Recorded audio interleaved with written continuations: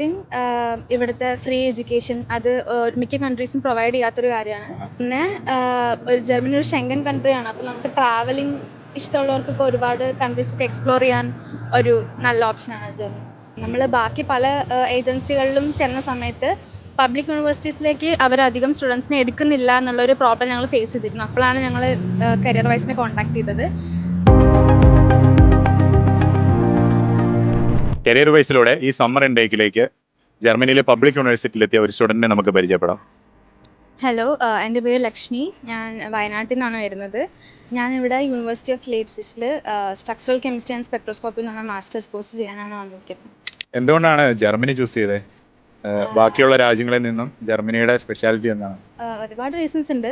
പിന്നെ quality of education അടിപൊളിയാണ്. Means ഇതുവരെയുള്ള എൻ്റെ എക്സ്പീരിയൻസ് വെച്ച് അങ്ങനെയാണ്. അപ്പോൾ അതുപോലെ തന്നെ യൂണിവേഴ്സിറ്റിയുടെ വേൾഡ് യൂണിവേഴ്സിറ്റി റാങ്കിങ് ഏകദേശം എത്ര ഉണ്ടാവും? ഓൾമോസ്റ്റ് ഒരു 473 വേൾഡ് റാങ്കിങ് വേൾഡ് നല്ല റാങ്കിങ് ഉള്ള യൂണിവേഴ്സിറ്റിയാണ്. എന്തുകൊണ്ടാണ് career wise study abroad consultancy choose ചെയ്തത്? ടു ബി ഓണസ്റ്റ് നല്ല സർവീസ് ആയിരുന്നു. ഞാൻ ഭയങ്കര സാറ്റിസ്ഫൈഡ് ആണ്. കാരണം APS ആപ്ലിക്കേഷൻ തൊട്ട് എയർപോർട്ട് പിക്കപ്പ് അസിസ്റ്റൻസ് വരെ എല്ലാ കാര്യങ്ങളും ചെയ്തു തന്നിട്ടുണ്ട്.